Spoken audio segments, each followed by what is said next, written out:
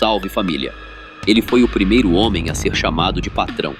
Antes do domínio total do cartel de Medellín, existia um império de ouro, cavalos de raça e uma fortuna tão vasta que a revista Forbes não pôde ignorar.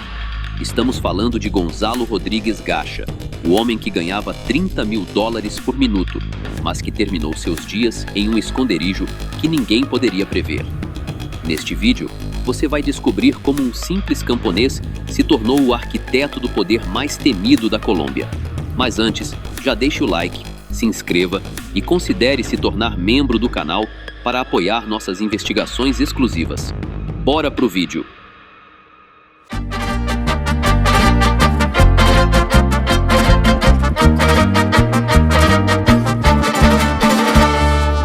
Hombre, yo no creo que la gente va a tener miedo de mí porque lo que yo he hecho con el pueblo de Pacho es ser, lo primero, muy humanitario, que lo puede decir mucha gente. Lo segundo, hacer obras, que es lo que me he dedicado a hacer, y eso lo llevo haciendo hace 5 años. Gonzalo Rodrigues Gacha veio ao mundo na zona rural de Pacho, em maio de 1947. Suas raízes estavam fincadas em uma família humilde que tirava o sustento do cultivo de flores. Sem concluir o ensino básico, o jovem Gonzalo conheceu cedo o peso do trabalho braçal. Aos 12 anos, já atuava na limpeza de pastagens para garantir suas primeiras moedas. Aquele era um rapaz de bolsos vazios, mas mente inquieta. Era figura carimbada nas ruas, sempre tentando a sorte em jogos de azar. Sua trajetória oficial, no entanto, começou a mudar de patamar nas plantações ilícitas da província do Rio Negro. Não demorou para que sua ambição o levasse a operações de grande escala. Ele estabeleceu rotas internacionais para o envio de mercadorias da Colômbia e Bolívia rumo à Europa e aos Estados Unidos. Ao selar uma aliança estratégica com o grupo de Medellín, consolidou sua fama sob a alcunha de El Mexicano, embora também fosse respeitosamente chamado de Dom Sombrero. Mesmo no topo, as lembranças do vilarejo em Cundinamarca nunca o abandonaram. Independente e determinado a construir o próprio destino, Gonzalo abandonou os livros cedo para desbravar a capital, traçando um caminho que mudaria a história do continente. Ao longo da vida, passou por inúmeros trabalhos, colheu café, foi ajudante de caminhoneiro, vendedor na região de San Victorino, garçom e até tentou a sorte como aprendiz de toureiro. Foi nesse período que conheceu Ágata. Diziam que ela era discreta no modo de se vestir, quase sempre usando tênis, jeans ou calças de brim e camisas de manga curta. Ele também nunca largava seu chapéu tradicional, e comentavam que tinha uma coleção enorme deles. Vaidoso, detestava a foto usada pelas autoridades, pois mostrava seu maxilar muito evidente. Rodrigues Gacha cresceu como um jovem inquieto, cheio de energia e com uma ambição impossível de ignorar. Com o passar do tempo, seu foco absoluto passou a ser o dinheiro. Trabalhou sem descanso, passava noites acordado, imaginando maneiras de construir uma grande fortuna. Tinha verdadeira paixão por cavalos, quase tão intensa quanto seu gosto pela música mexicana. Admirava nomes como Pedro Infante, José Alfredo Jiménez e Vicente Fernandes. Também era fã fervoroso de futebol. Tudo aquilo que o interessava de alguma forma, ele conectava ao seu objetivo máximo: enriquecer. Gacha tinha um pensamento estratégico quase militar e um desejo constante de expandir seu poder. No início, era viciado em jogos de azar e conhecido por sua vida amorosa agitada, passando madrugadas acordado por falta de dinheiro. Mais tarde, perdia o sono por ter demais e por pensar em como investir. Extremamente habilidoso no controle de suas finanças, agia com firmeza e lógica. Era inflexível com suas próprias ideias, às quais se agarrava com força.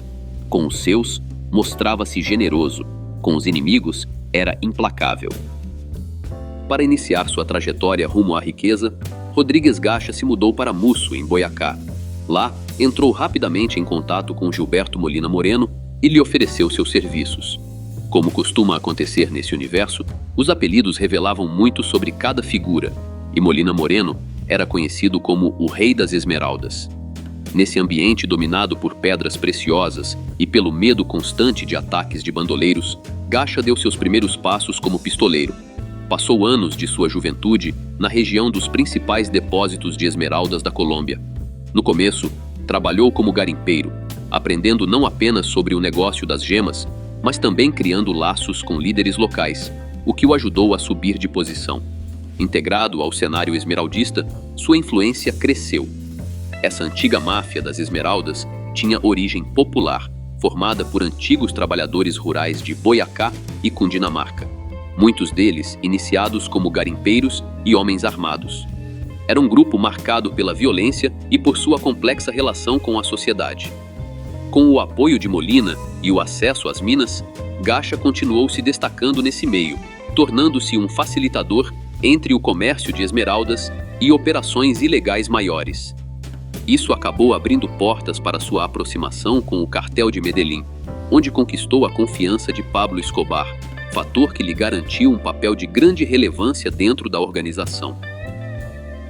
Dentro e fora da organização, Gacha passou a ser conhecido como o responsável por comandar forças armadas particulares em favor dos interesses de Escobar, enquanto administrava seu próprio esquema na região do Rio Negro e em boa parte do centro do país, especialmente nas áreas de mineração de esmeraldas em Muso e Otanche.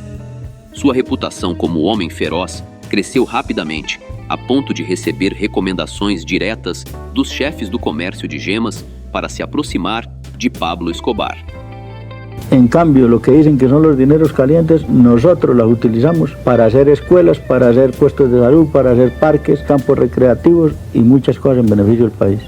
Yo considero que nosotros somos el porvenir de Colombia. Em 1980, El Mexicano se tornou um dos auxiliares mais confiáveis de Escobar Gaviria.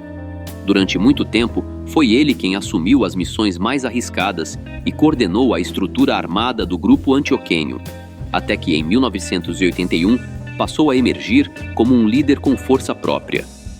Seu antigo mentor, o czar das Esmeraldas, controlava com rigidez toda a região de Quipama, Borbur e San Pablo de Borbur, em Boiacá.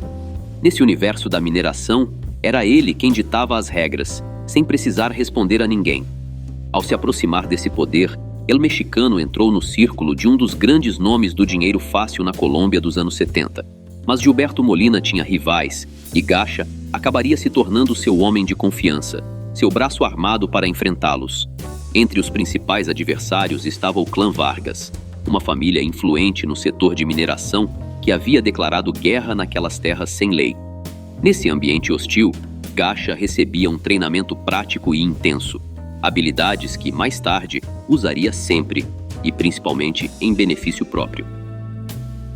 O que Gilberto Molina não imaginava é que, ao seu lado, ele estava moldando aquele que viria a ser seu sucessor e executor. No entanto, esse desfecho ainda levaria quase 2 décadas para se concretizar, tempo suficiente para que a ascensão de Gacha nas esferas do poder ocorresse de forma avassaladora. Não demorou para que ele percebesse que era o momento de trilhar seu próprio caminho no mercado de exportação. Naquela época, uma prática ainda incipiente, mas com um mercado promissor nos Estados Unidos, chamou sua atenção. El Mexicano lançou-se para construir seu nome nesse submundo e rapidamente alcançou o êxito.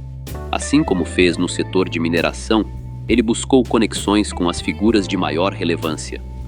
O primeiro contato com Pablo Escobar aconteceu por meio de uma amiga em comum. Mais tarde, ele estabeleceria laços com o influente Miguel Ángel Félix Gallardo.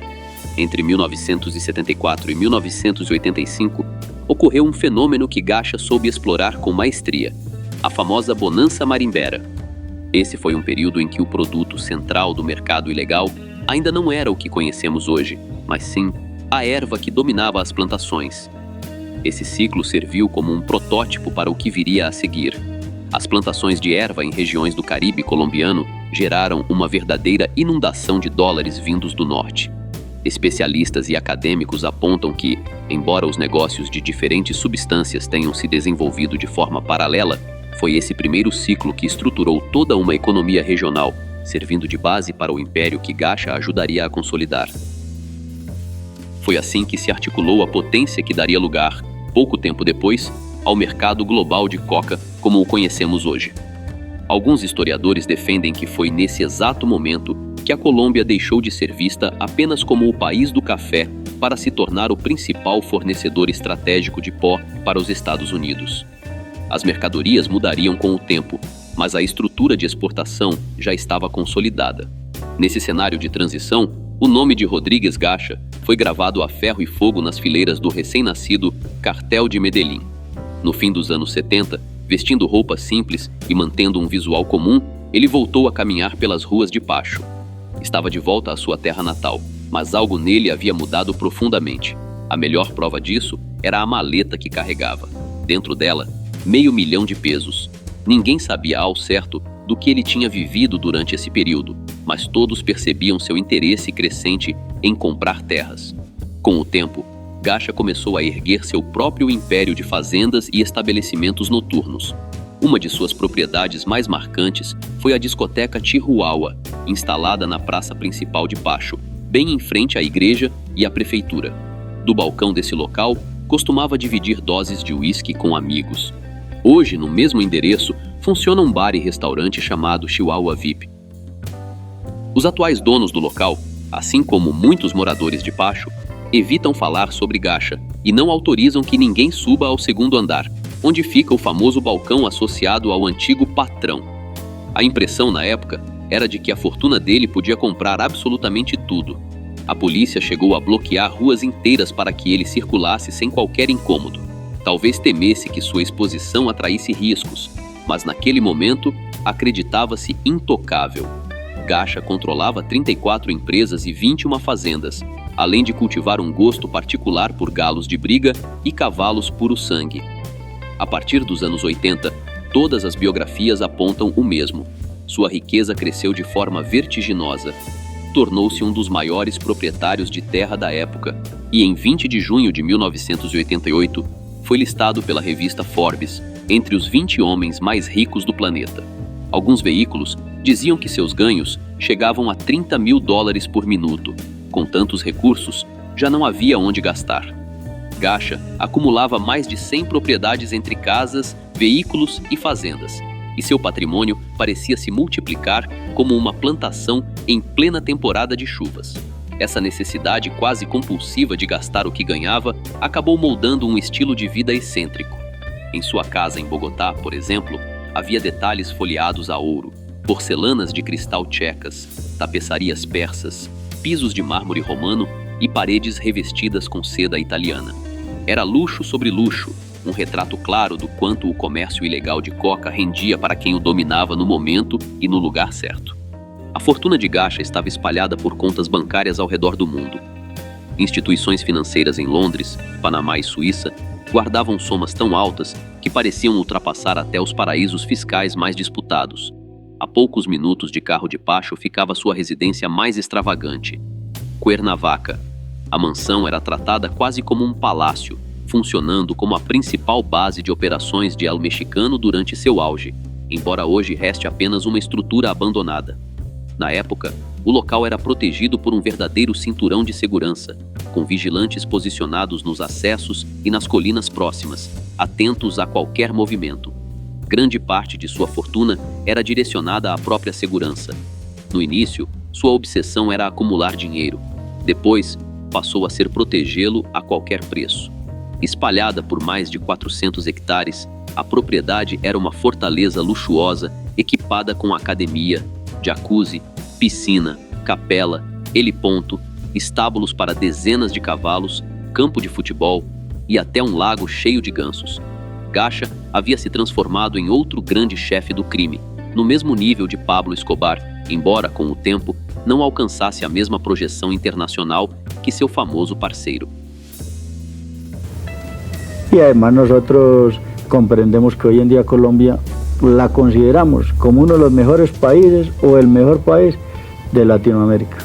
¿En qué aspecto? En la moneda, porque estamos bastante bien económicamente. No nosotros, sino el pueblo de Colombia. ¿Y cree usted que eso se deba en parte a ustedes, a su inversión? Hombre, yo considero que sí, en parte, porque nosotros hemos generado bastante empleo. Mucho empleo hemos generado. En el caso suyo, ¿cuánto? Hombre, yo considero que tengo unos, por nómina, tengo unos 500 y pico de empleados, y indirectos tengo unos 2.500 empleados trabajando, que me parece una gran suma para muchas personas que me ha gustado generar bastante empleo porque me gustan las obras. Todos los empleados que yo tengo, parte están en Pacho, parte están aquí en Bogotá, que tengo sectores de construcción aquí, y parte están en los Llanos Orientales y parte están por el Magdalena Medio. Tengo fincas por ahí, he estado muy vinculado a la ganadería, tengo muchas compañías de ganado, tengo muy buenos amigos míos, lo que es Dorada, unos grandes ganaderos de allá que los admiro bastante. O sea que yo, fuera de que estoy dando fuente de trabajo a Pacho, Cundinamarca, le estoy dando trabajo a varios sectores del país. En las últimas semanas, la prensa, algunos medios de opinión han catalogado su dinero como dinero caliente. Hombre, yo no creo que sea un dinero caliente, porque como le digo, nosotros hemos generado la mayor parte de empleo del país. Yo llamo dinero caliente porque uno lee todos los días la prensa y ve uno mucho peculado. Eso sí llamo un dinero caliente, porque no le está dando progreso al país, al contrário, le estão quitando. O mexicano carregava várias preocupações, e uma delas era manter escondido Tupac Amaru, seu cavalo mais valioso. Quem conviveu com Gacha dizia sem hesitar que nem mesmo sua esposa, Gladys Edilma Álvares, recebia tantos privilégios quanto o animal. Tupac era tratado como realeza.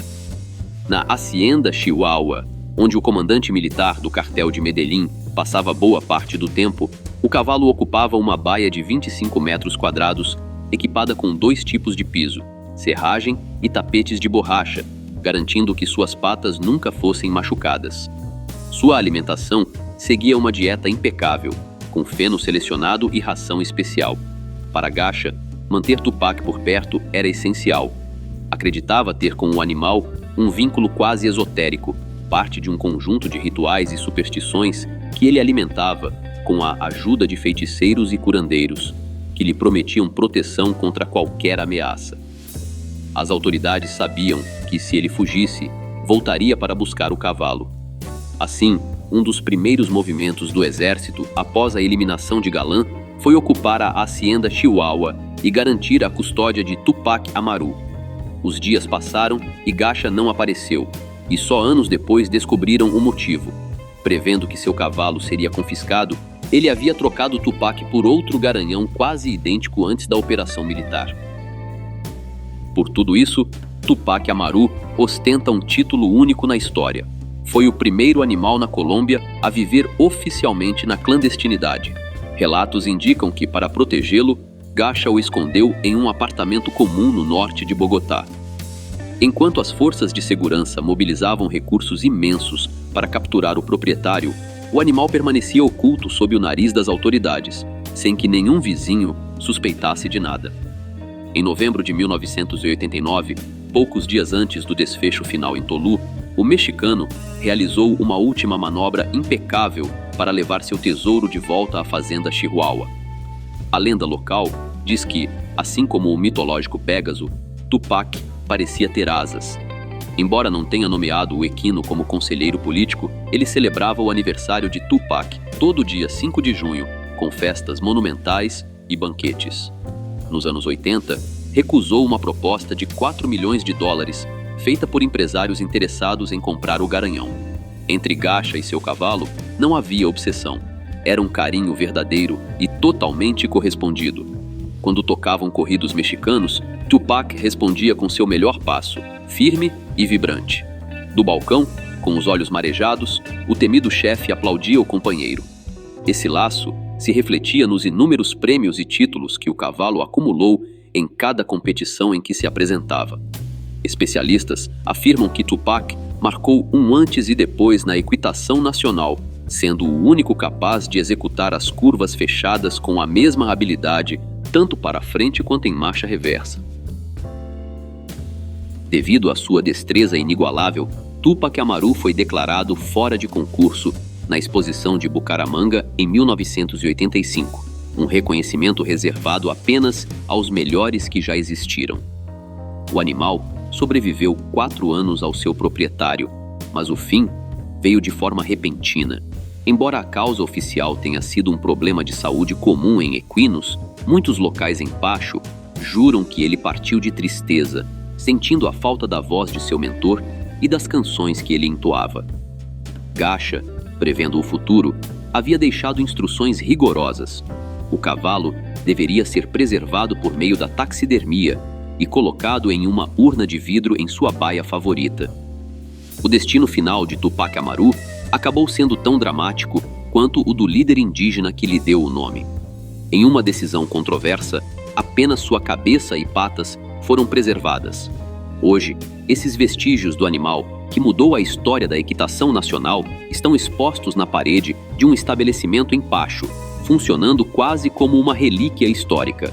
Criadores de cavalos de todos os cantos do país ainda visitam o local para registrar fotos ao lado daquela que foi a figura mais imponente das pistas colombianas. Muitos visitantes admiram a beleza do animal sem conhecer a densa trama que o cercava. Mas El Mexicano não amava só os cavalos. Naquelas propriedades gigantescas, o futebol não era apenas um esporte, era uma peça estratégica do tabuleiro. Naqueles gramados, o jogo era muito mais do que uma simples disputa esportiva. Era o palco de um dos capítulos mais controversos da história, a era do narcofutebol. Investigações publicadas por grandes periódicos como El Tiempo revelam que em 1982, El Mexicano assumiu o controle de um dos clubes mais tradicionais do país, o Millonarios. Embora essa parte da trajetória muitas vezes seja omitida ou silenciada, fontes confirmam que durante os anos 80, o clube passou a ser o centro de um espetáculo particular. Comboios de ônibus eram organizados para transportar centenas de convidados até as propriedades de Gacha, apenas para assistir ao time principal em ação. A equipe adversária, comandada por ele próprio, contava com Gilberto Rendon e os irmãos Rojas, homens de confiança do grupo. O próprio Gacha exibia ali sua paixão intensa, embora peculiar, pelo futebol. Na época, a presença de figuras do crime organizado no meio esportivo era algo comum, e partidas privadas como essas misturavam a emoção do futebol com interesses paralelos. Por isso, não causou surpresa quando 3 empresários começaram a comprar a participação de pequenos acionistas que antes tinham influência no clube, pagando até 3 vezes mais pelo valor das ações. O time vivia uma fase ruim dentro de campo, mas isso não impedia que fosse extremamente atraente para quem, como Gacha, buscava um lugar seguro para movimentar grandes somas de dinheiro. Conta-se que, inicialmente, Gilberto e Miguel Rodrigues Orejuela, figuras centrais do grupo de Cali, quase compraram o Millonarios. Porém, acabaram desistindo e indicaram Gacha como possível interessado, prometendo apoiar financeiramente e tirar o clube da crise. O mexicano compareceu à assembleia da diretoria e garantiu que resgataria o time. Logo depois, enviou 150 milhões de pesos. Em uma estratégia muito parecida com a aplicada no Atlético Nacional, a etapa seguinte foi uma onda de contratações de peso. A influência de Gacha era tamanha que, além de salários generosos, ele ainda oferecia bônus extras aos jogadores que marcassem os gols mais decisivos. Assim como acontecia com outras figuras do período, Gacha viu no futebol a vitrine perfeita, uma forma de se apresentar como um benfeitor, quase um filantropo, enquanto por trás daquela sequência de vitórias havia um histórico crescente de violência e consequências que, cedo ou tarde, ameaçariam sua própria sorte. A década de 80 marcou para Gacha um período de expansão financeira. Além de investir no futebol, ele passou a financiar os primeiros grupos paramilitares que surgiam no conflito armado interno colombiano. Foi um dos pioneiros em apoiar o Grupo MAS, em resposta ao sequestro de Marta Nieves Ochoa, irmã do poderoso clã Ochoa. Em meio a acordos frágeis, traições constantes e uma onda de violência que se aproximava, o novo grupo paramilitar começou a tomar forma logo após um encontro decisivo. O Congresso dos Capos, realizado em 1 de dezembro de 1981, no Hotel Intercontinental de Medellín. Esse evento, organizado pelos irmãos Ochoa, reuniu 223 participantes, entre eles nomes como Rodrigues Gacha e Pablo Escobar. O objetivo do encontro era criar um projeto unificado para combater o avanço dos grupos guerrilheiros. Cada participante contribuiu com 2 milhões de pesos e 10 de seus melhores homens. Assim, nasceu mais um exército privado, formado por mais de 2.000 integrantes e um fundo de 500 milhões de pesos destinado a recompensas, execuções e compra de equipamentos. Era o estopim perfeito para uma nova fase de sequestros e mortes na Colômbia. Enquanto isso, Gacha via suas redes de contrabando se expandirem rapidamente. Essa escalada de violência atingiu um dos momentos mais críticos em 1984, quando o ministro da Justiça, Rodrigo Lara Bonilla, foi eliminado, abalando o país e alterando de forma definitiva o rumo do conflito. O ministro Lara havia se tornado um alvo direto ao assumir a missão de desmontar o cartel de Medellín. Sua postura firme o transformou em um obstáculo perigoso para os chefes do grupo, que decidiram ordenar sua eliminação por meio do Grupo dos Priscos, conhecido por se deslocar em motocicletas para executar ataques rápidos. A partir daí, tudo começou a sair do controle, até mesmo para os próprios traficantes, que finalmente perceberam que estavam entrando em confronto aberto contra o Estado. O ponto de ruptura veio quando surgiu a possibilidade de que os líderes fossem capturados e enviados aos Estados Unidos. O presidente Belisário Bettencourt declarou os traficantes fora da lei e se posicionou a favor do tratado de extradição. Sentindo-se cada vez mais encurralados, os irmãos Ochoa, Carlos Leder, Gacha e Pablo Escobar fugiram para o Panamá. Depois, retornaram à Colômbia e criaram o grupo conhecido como os Extraditáveis. No livro clássico Los Jinetes de la Coca, publicado em 1987, o jornalista Fábio Castilho descreve Gacha além da imagem que ele tentava vender, a de um milionário excêntrico e generoso. Segundo Castilho, Gacha era, na verdade, o mais folclórico e implacável dos capos da Colômbia. Antes de a guerra contra o governo colocá-lo contra a parede, uma de suas maiores obsessões era a guerrilha. Diferente de outros atores da época, sua motivação não era ideológica ou política. O motor de sua ofensiva era o mesmo que guiou toda a sua trajetória: o dinheiro e o poder. O desprezo de Rodríguez Gacha pelos grupos insurgentes era alimentado por questões profundamente pessoais. Relatos históricos indicam que, até o início de 1983, a relação entre esses grupos era estritamente logística. As milícias atuavam na segurança das rotas e das unidades de processamento localizadas nas savanas do Iari, ao sul da Serra de La Macarena. Mas tudo mudou quando, por ordem de Jacobo Arenas, um destacamento armado entrou em uma das zonas controladas por Gacha, no Caquetá, e manteve 18 funcionários retidos por vários dias. A partir desse episódio, o mexicano decidiu transformar-se no pior pesadelo desses grupos, e também daqueles que haviam deixado as armas para criar o movimento político União Patriótica. Os principais líderes desse novo projeto político começaram a ser eliminados um a um. Bastava que suas campanhas ganhassem força ou que algum candidato conquistasse espaço para que uma onda de violência recaísse sobre eles. Gacha estava entre os principais financiadores desses atentados, alimentando uma vingança pessoal que acabou contribuindo para o extermínio da UP. Outro motivo para sua hostilidade foi o roubo de cerca de 3.000 quilos de mercadoria em Putumayo. Porém, o que realmente intensificou seu repúdio foi descobrir que Karl Marx negava a existência da figura do Divino Menino, algo que Gacha considerava uma afronta. Por isso, trouxe instrutores estrangeiros para fortalecer grupos de autodefesa no Magdalena Médio.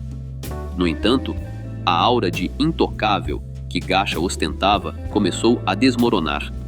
Embora tentasse manter um perfil mais discreto que o de Pablo Escobar, seu rosto passou a estampar cartazes de busca por todo o país, colocando-o definitivamente na mira das autoridades. Pouco antes de sua história chegar ao capítulo final, o cartel de Medellín executou um ataque contra a sede do DAS. Esse atentado acendeu todos os alertas e desencadeou uma resposta imediata do Estado, que iniciou uma caçada implacável aos principais chefes do tráfico. Pela captura de Rodríguez Gacha, o governo ofereceu uma recompensa de 500 milhões de pesos, a mesma quantia anunciada na época pela cabeça de Pablo Escobar. Gacha já percebia que não podia confiar em quase ninguém. Informações internas apontavam que um infiltrado havia se integrado à sua equipe de segurança, que reunia mais de 100 homens. Esse informante estaria repassando às autoridades detalhes sobre seus esconderijos. Atuava, segundo relatos, em nome do cartel de Cali, infiltrando-se nas estruturas que Gacha mantinha na costa atlântica. Jorge Velásquez, conhecido como El Navegante, revelou às autoridades que o mexicano estava escondido em Cartagena das Índias. Perseguido por uma grande operação militar, Gacha conseguiu fugir em uma lancha rápida rumo a uma fazenda próxima. Ao seu lado estavam seu filho, Fred Gonzalo Gilberto Rendon, apelidado de Mano de Yuca, o segundo na hierarquia do cartel, e mais 4 seguranças. Depois de deixar o grupo em Acosta, na noite de 14 de dezembro, El Navegante comunicou às autoridades o novo paradeiro de Gacha. A embarcação foi interceptada e Velásquez foi colocado a bordo de um dos helicópteros artilhados mobilizados para a ação. Com isso, deu-se início ao último capítulo da operação que colocaria fim à fuga de El Mexicano. Por volta das 11 da manhã de 15 de dezembro de 1989, a calmaria de Santiago de Tolú, um pacato vilarejo costeiro conhecido pelo turismo e pela pesca, foi interrompida pelo som ensurdecedor de 5 helicópteros. Uma força-tarefa de elite, composta por 22 agentes, sobrevoava a zona de El Tesoro, um conjunto de cabanas à beira-mar, onde se acreditava que o objetivo principal estava escondido. A missão era clara: neutralizar a liderança da organização a qualquer custo. Com o apoio de alto-falantes e sirenes, as autoridades deram a ordem para que Rodrigues Gacha se entregasse, mas o silêncio foi a única resposta. Tentando uma última manobra de camuflagem, Gacha e seus seguranças vestiram-se como trabalhadores rurais, simulando serem funcionários de uma madeireira local. Enquanto os helicópteros faziam varreduras na área, os fugitivos aguardavam uma brecha. Aproveitando um momento de distração, eles correram em direção a um caminhão Chevrolet vermelho estacionado próximo à vila. Estavam preparados para um confronto final, portando um arsenal que incluía um fuzil Galil, submetralhadoras e granadas. A tentativa de fuga foi imediatamente detectada. O caminhão acelerou em direção à estrada, tentando um desvio estratégico rumo a Sincelejo. No entanto, a perseguição aérea foi implacável. A menos de 2 quilômetros de Tolú, o cerco se fechou definitivamente, dando início ao confronto que marcaria o fim de uma era no submundo colombiano. Em um ato de desespero, Fred Gonzalo, Gilberto Rendon e os demais seguranças saltaram do veículo em movimento. O objetivo era claro: criar uma distração para que o mexicano pudesse escapar enquanto eles tentavam se camuflar na vegetação densa. O confronto foi inevitável. Em meio à troca de disparos, a unidade de elite cercou os colaboradores e o filho de Gacha, que não conseguiram romper o bloqueio das autoridades. Enquanto o grupo secundário era neutralizado, a perseguição principal contra o líder do grupo de Medellín continuava. Durante a fuga, o caminhão deu de frente com uma patrulha de infantaria que custodiava uma propriedade vizinha. Ao perceber que estava cercado, Gacha e seu último segurança abandonaram o veículo e adentraram rapidamente em um extenso plantio de bananas que margeava a estrada. Os helicópteros e as equipes em terra concentraram o fogo sobre a plantação, tentando localizar os fugitivos que, por instantes, quase desapareceram entre a folhagem. No entanto, a desorientação tomou conta de Gacha. Ao tentar atravessar uma cerca de arame farpado, ele acabou se ferindo e, ao tentar responder aos disparos, acabou revelando sua posição exata para os atiradores de elite. Atingido em um ponto crítico por um disparo de precisão, o homem que um dia foi um dos mais poderosos do mundo sucumbiu ali mesmo, entre a terra e as bananeiras. Devido ao estado em que ficou, as autoridades precisaram realizar exames de datiloscopia para confirmar oficialmente sua identidade. Às 1h30 daquela tarde de 15 de dezembro, o último dos homens que acompanhavam o líder também foi localizado, colocando um ponto final definitivo na era de El Mexicano. Há uma segunda versão sobre esse desfecho, a relatada pelo navegante.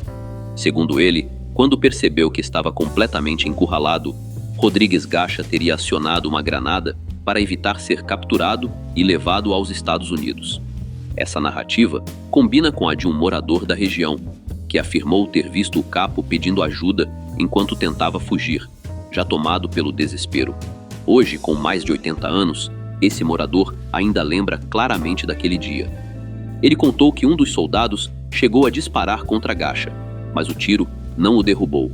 Em seguida, o soldado tentou atirar novamente, porém a arma falhou. Foi nesse momento que, segundo o testemunho, Gacha pegou uma granada, retirou o pino e a lançou. O estrondo que veio depois marcou o fim de tudo. A última imagem de El Mexicano e seu filho, ambos eliminados naquele operativo, acabou estampada nos jornais, exibida como uma confirmação oficial de que o reinado de Gacha havia terminado. Na noite de 17 de dezembro, seus corpos foram sepultados em sua terra natal, Pacho, em um funeral luxuoso que reuniu cerca de 3.000 pessoas. Muitos moradores o enxergavam como alguém que ajudava os mais pobres, o que explica a forte presença no enterro.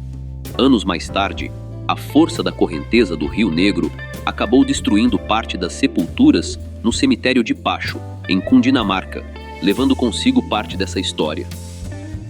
O fim de José Gonzalo Rodrigues Gacha não foi apenas a queda de um homem, mas o colapso de uma estrutura de poder que desafiou estados e redefiniu a violência transnacional.